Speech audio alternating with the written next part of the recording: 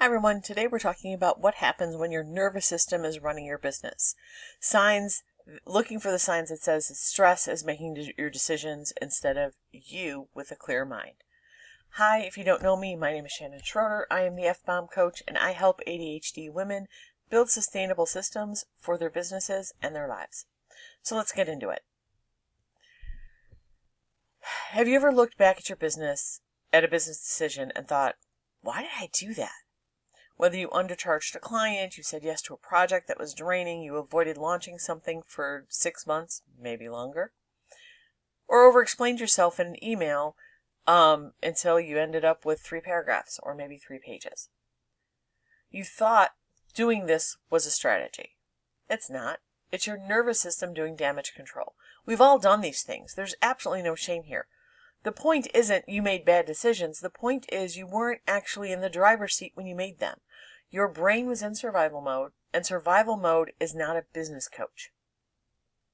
Today we're pulling back the curtain on what it actually looks like in real time so that you can start catching it before it costs you in your business. This is where some science gets practical. We're not going to go deep on polyvagal theory, just the part that matters for running a business. When your nervous system detects a threat, and for us, that threat is often something like, what if they say no? What if this fails? What if people think I'm a fraud?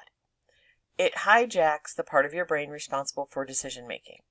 Your prefrontal cortex, right top, then the front, that's the part that does the planning and prioritizing and all of your executive function stuff. It all goes offline when you feel a threat. And whatever comes out of your mouth or your keyboard next after that, that can't be a strategy. It's a survival response, and it wears a business hat, so because you are responding in a business situation, but it's not a way to actually be able to run your business. And depending on how your system is wired, you are going to respond differently than someone else, but you need to be aware of what your response will be so that you know how to handle it.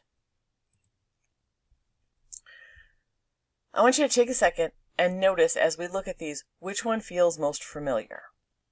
Fight. You're going to overcommit. You're going to make some aggressive price swings. You're going to be defensive when you get feedback. Flight. You avoid.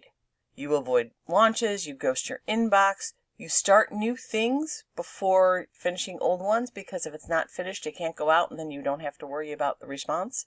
Freeze. You can't do anything. You are paralyzed. You're waiting for the right time to do things. And then fawn, undercharging, over-explaining, saying yes when you mean no, shrinking your offers. Most of us have a default. And a lot of ADHDers cycle through all 4 of these depending on the week.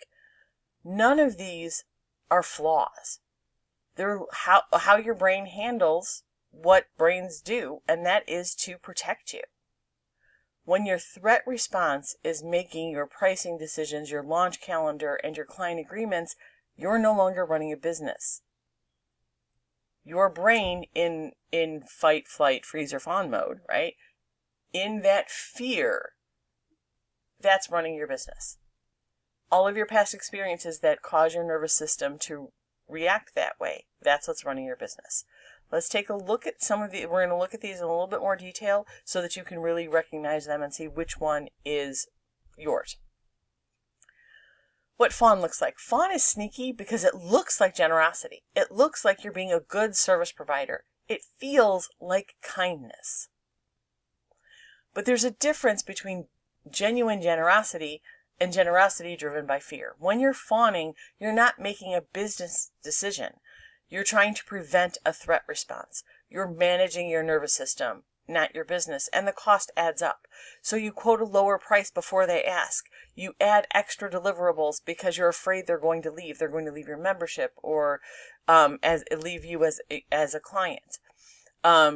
You write and rewrite a no email until it barely says no. You kind of hem and haw because you don't want to come right out and say, no, this isn't going to work for me. You give a discount that you can't afford because they're silent. They haven't responded. And you're like, well, let me try and get them. The cost adds up. Not just in lost revenue, but absolutely that's part of it, but in resentment. Because you said yes when you meant no, and now you're doing the work and you're quietly furious about it. If freeze is your thing, you probably have a lot of really organized plans that never launched. The frustrating part is that you look at people who seem to just do the thing and you wonder what's wrong with you. Nothing's wrong with you. Your nervous system assessed the risk, the judgment, the rejection, the failure, the visibility, and decided the safest move was to stop. Stopping felt better than the threat of being seen and getting it wrong. We're not going to fix that with a better planner. We need to understand what's actually going on first. Fight and flight are the high energy stress responses, so they can look like momentum. A fight response in business can look like hustle. You're doing lots of things. A flight response can look like creativity because you go pull into yourself and do lots of things. But there's a difference between a pivot that comes from market research and a pivot that comes from wanting to run away from the thing that scared you. One of the fastest ways to drain your revenue and your energy is to keep rebuilding from scratch every time a launch doesn't go the way you hoped. We keep running from the hard part instead of learning to work through it.